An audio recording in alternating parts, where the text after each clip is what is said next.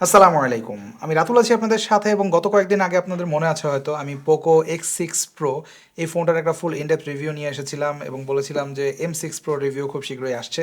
তো আজকে হাজির হলাম পোকো M6 Pro এই ডিভাইসটার একটা ফুল ইনডেপথ রিভিউ নিয়ে। তো পোকো ব্র্যান্ডটা শুনলেই আমাদের সেই পোকো F1 এর কথা মাথায় আসে, যে ফ্ল্যাগশিপ কিলার। এছাড়াও আপনারা যারা পোকো গত কয়েক বছরে ব্যবহার করেছেন তাদের মাথায় আরও অনেক কিছু হয়তো আসে, লাইক মাদারবোর্ড নষ্ট হওয়া বা সফটওয়্যার আপডেটের মাধ্যমে ফোনের অবস্থা 12টা বেজে যাওয়া। তো পোকো এখন ক্লেম করছে যে তারা তাদের এই M6 Pro এবং X6 Proতে কিন্তু এই প্রবলেমগুলো অ্যাড্রেস করেছে এবং তারা মোটামুটি কনফিডেন্ট যে এই ফোনগুলোতে বেটার একটা এক্সপিরিয়েন্স ইউজাররা পাবে। তো কতটা বেটার এক্সপিরিয়েন্স আমরা পাবো সেটাই আজকের ভিডিওতে আপনাদের সাথে আলোচনা করব এবং আমি কেমন এক্সপিরিয়েন্স পেয়েছি পোকোর এই M6 Pro ডিভাইসটা নিয়ে সেটা নিয়ে একেবারে ক্লিয়ার একটা আইডিয়া দেওয়ার চেষ্টা করবো আজকে। তবে তার আগে আমি অবশ্যই ধন্যবাদ জানাবো আনবক্সিং টেককে, তারা এই ফোনটা আমাদের কাছে পাঠিয়েছে। তো আপনারা যারা অথেন্টিক ডিভাইসগুলো মোটামুটি রিজনেবল প্রাইসে কিনতে চাচ্ছেন তারা চাইলে চলে যেতে পারেন আনবক্সিং টেকে। তাদের শপ এখন চেঞ্জ হয়েছে, যেটা লেভেল 6 ছিল এখন চলে গেছে বেসমেন্টে। তাদের শপের ঠিকানা এবং ওয়েবসাইট সম্পর্কে বাকি ডিটেল থাকবে ভিডিও ডিসক্রিপশন বক্সে। ওয়েল, এটাতে ডিটেলে যাবার আগে এটা ডিজাইন নিয়ে একটু কথা বলি। ফোনটা এন্টায়ারলি প্লাস্টিক মেড, বাট দেখতে কিন্তু একেবারে বক্সিয়া শেপের একটা ফোন। তো ফোনটার রেয়ারে আপনারা গ্লসি একটা ফিনিশ পাচ্ছেন, যেটাতে অনেক বেশি ফিঙ্গারপ্রিন্ট দেখা যায়, যেটা এই মুহূর্তে আপনারা হয়তো স্ক্রিনে দেখতে পাচ্ছেন। এবং ফোনটা যদি আপনি কোনো রকম কেস ছাড়া ব্যবহার করেন সেক্ষেত্রে X6 Proর মতোই এই ফোনটার জন্য আপনাকে একটা মাইক্রোফাইবার ক্লথ অবশ্যই পকেটে ক্যারি করতে হবে যদি আপনি ক্লিন রাখতে চান ব্যাগটা। তো এখানে আপনারা ক্যামেরা যেটা দেখতে পাচ্ছেন, এখানে টু টোন একটা ফিনিশ পাচ্ছি। একটাতে কিছুটা ডার্কার গ্রে শেড রয়েছে আর একটাতে কিছু লাইটার গ্রে শেড। আর এখানে আপনারা ক্যামেরা পাচ্ছেন মোট 3টা। বাট ক্যামেরার মডিউলগুলো এত বড় কেন আই ডোন্ট নো। এটার যে ভিতরের সেন্সর সাইজ সেটা দেখে আমার কাছে এত বড় হাউজিং দরকার বলে মনে হয়নি। আর এখানে আপনারা ছোট্ট যেই সেন্সরটা পাচ্ছেন এটা 2 মেগাপিক্সেলের ম্যাক্রো, জাস্ট আমরা যেটা X6 Proতে দেখেছি। এছাড়া ফোনটার রাইট সাইডে আপনারা পাওয়ার বাটন পাচ্ছেন, যেটা মোটামুটি রিচেবল কন্ডিশনেই রয়েছে, এবং সিম ট্রেডার রয়েছে লেফট সাইডে, যেটাতে কিন্তু X6 Proর মতো না, অর্থাৎ এটাতে আপনারা মাইক্রো এসডি কার্ড সাপোর্ট পাবেন। বাট আমার মনে হয় না আসলে যারা এই ফোনগুলো কিনবে তাদের মাইক্রো এসডি কার্ড দিয়ে এক্সট্রা স্টোরেজ বাড়ানোর দরকার হবে, বিকজ ফোনটা কিন্তু আপনারা মোটামুটি 512 GB ভেরিয়েন্ট পর্যন্ত পাচ্ছেন এবং আমাদের যে রিভিউ ইউনিট এটাও 512 GB ভেরিয়েন্ট। যদিও এটার দাম শুনলে অনেকেরই হয়তো চোখ কপালে উঠবে। এটার দাম 39,500 টাকা এবং এটার যে 512 GB ভেরিয়েন্ট সেটার কথা বলছি আমি। তো এই প্রাইস রেঞ্জে আসলে ফোনটার যে স্পেক্স সেটা আমার কাছে সত্যি বলতে একটু কষ্ট হয়েছে মানতে, কারণ ফোনটাতে যে প্রসেসর রয়েছে সেটা আসলে কোনোভাবেই এই 40,000 টাকার আশেপাশের প্রাইস ট্যাগ আসলে ডিজার্ভ করে না। এটাতে আপনারা পাচ্ছেন মিডিয়াটেকের হেলিও G99 আলট্রা। আমি জানি না এটার সাথে স্পেসিফিক্যালি কোথায় পার্থক্য রয়েছে G99 যে রেগুলার প্রসেসর সেটার সাথে, যদিও আমরা পারফরমেন্স টেস্টে দেখেছি গিকবেঞ্চে কিছুটা স্কোর বেশি করে, তো এটা সম্ভবত ক্লক স্পিড বেশি হওয়ার কারণে। বাট আদার দেন দ্যাট এটার পারফরমেন্স কেমন সেটা নিয়ে আমরা আরেকটু পরে ডিটেলে কথা বলবো। তবে তার আগে একটা ভালো দিক নিয়ে কথা বলা যাক, সেটা হচ্ছে এর ডিসপ্লে। তো ফোনটাতে আপনারা অ্যামোলেড ডিসপ্লে পাচ্ছেন, এটাতে রয়েছে আন্ডার ডিসপ্লে ফিঙ্গারপ্রিন্ট যেটা দেখলেন মাত্র, এবং এটার স্পিড কিন্তু বেশ ভালো, যথেষ্ট অ্যাকুরেটলি আনলক করে ফোনটা। এবং এই আনলকের পর আপনারা দেখতে পাবেন X6 Proর মতোই এটার বেজেলও কিন্তু অলমোস্ট সেম, থিনার, এবং এটাতে কিন্তু আপনারা চারিদিকের সিমেট্রি পাচ্ছেন, অর্থাৎ চারিদিকের বেজেলে কিন্তু খুব একটা পার্থক্য নেই এক্সেপ্ট বটম চিন, এটা একটু বড়, বাট বাকি দিকে কিন্তু একেবারেই ন্যারো বেজেল। সো যারা মিডিয়া কনজিউম করেন অনেক বেশি তাদের জন্য এটার ডিসপ্লে কিন্তু একটা আইডিয়াল চয়েস হতে পারে, কারণ এই ফোনটাতে অ্যামোলেড ডিসপ্লের পাশাপাশি এই বেজেলের কারণে মিডিয়া কনজাম্পশন এক্সপিরিয়েন্স কিন্তু অনেক বেটার হয়। এবং 1080p রেজলিউশনের এই ডিসপ্লেতে আপনারা 1200 নিটস পর্যন্ত ব্রাইটনেস পাচ্ছেন, যেটা আউটডোর ভিজিবিলিটিতে অনেক বেশি হেল্প করবে। তো সব মিলিয়ে ফোনটা ডিসপ্লে ওয়াইজ আমাকে ইমপ্রেস করেছে, বাট যেই জায়গাতে আমাকে খুব একটা ইমপ্রেস করতে পারেনি তা হলো এর পারফরমেন্স।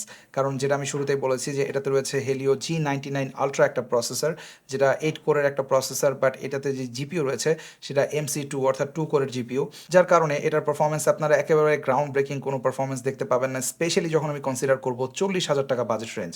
তো এটাতে স্টোরেজ এবং র্যাম দিয়ে কিছুটা কম্পেনসেট করার ট্রাই করেছে পোকো, বাট আনফর্চুনেটলি আমার মনে হয় না যে এটা খুব একটা ওয়ার্দি, বিকজ এটার পারফরমেন্স আপনারা দেখতেই পাচ্ছেন। যদি আপনি খুব বেশি পারফরমেন্স ওরিয়েন্টেড হয়ে থাকেন, যেটা আমরা লাস্ট ভিডিওতে বলেছিলাম যে X6 Pro যেটা, সেটাতে কিন্তু Dimensity 8300 প্রসেসর রয়েছে, যেটা একটা পারফরমেন্স চ্যাম্প বলতে পারেন মিড রেঞ্জ মার্কেটে, যেটা আমরা এখানে পাচ্ছি না। বাট প্রাইসের ক্ষেত্রে কিন্তু গ্যাপটা খুব বেশি না। তো সেই দিক থেকে আমার মতে X6 Pro ডেফিনেটলি একটা বেটার চয়েস।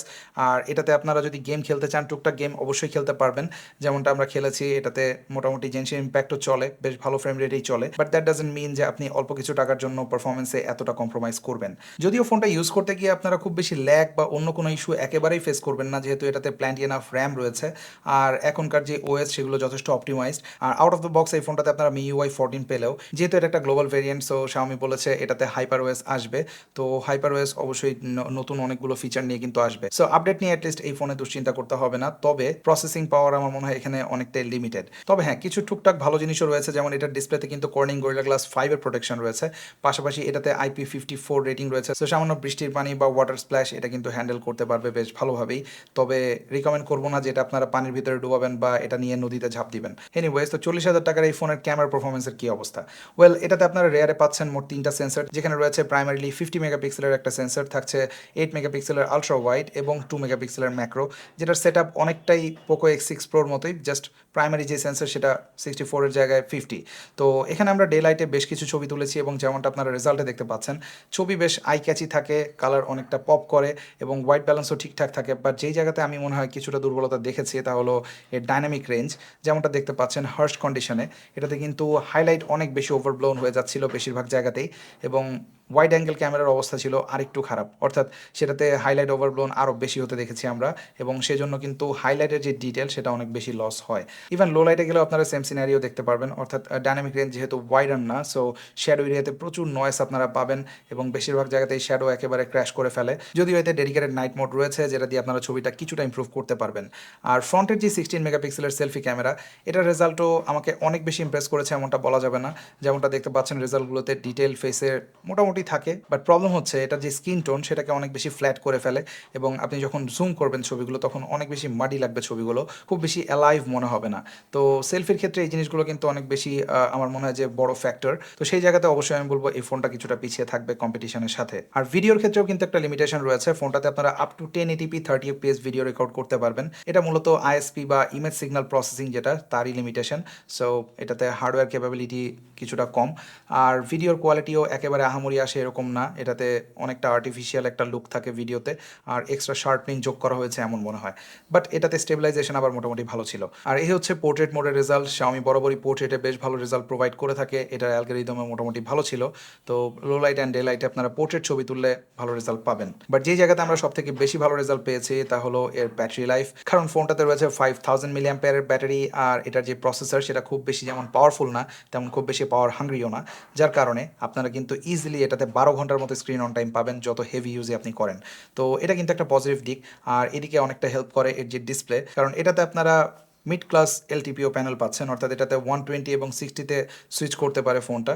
তো যখন আপনি কোনো ভিডিও দেখছেন যেটা 30fps এর বা 60fps এর, তখন কিন্তু অটোমেটিক্যালি সুইচ করে ডিসপ্লে 60fps এ আসবে, যাতে করে এনার্জি সেভ করতে পারে, এবং এই কারণে কিন্তু ব্যাটারি লাইফে একটা বড় ইম্প্যাক্ট ফেলে। তো সব মিলিয়ে ব্যাটারি লাইফ ইজ গুড, এবং এটাতে 67 ওয়াটের যে চার্জার রয়েছে সেটা দিয়ে 100% চার্জ করতে 1 ঘন্টার মতো সময় লাগে। তো আপনারা টপ আপও খুব ইজিলি করে নিতে পারবেন। বাট সবশেষে আসলে একটা কোয়েশ্চেনই আসে যে আসলে 40,000 টাকায় এটা 512 GB ভেরিয়েন্ট, আবারও বলছি, তো এটা আসলে ওর দিকে না। ওয়েল, আমার কাছে মনে হয় যদি আপনার কাছে স্টোরেজটা খুব বেশি ম্যাটার করে, সেই ক্ষেত্রে এটার চাইতে কম প্রাইসে আমার মনে হয় না কোনো 512 GB ফোন আপনারা মার্কেটে এই মুহূর্তে পাবেন। বিল্ট ইন স্টোরেজের কথা বলছি, যদিও এটা UFS 2.2, not the fastest UFS 4, but still এটা 512 GB। সো আপনারা যদি এত স্টোরেজ চান সেক্ষেত্রে এটা একটা মানে decent option. But other than that আমার মনে হয় যে এই প্রাইস রেঞ্জে এর থেকে ডেফিনেটলি বেটার ফোন রয়েছে, স্পেক্স ওয়াইজ, ক্যামেরা ওয়াইজ, বা ওভারঅল ডিজাইন বলেন, বিল্ড কোয়ালিটি বলেন, সব দিক থেকেই। তো আপনাদের কাছে পোকো M6 Pro আসলে কোন ক্যাটাগরির ফোন মনে হলো, এবং এটা আপনি পার্সোনালি কিনতেন কিনা সেটা অবশ্যই চাইলে কমেন্ট সেকশনে জানাতে পারেন।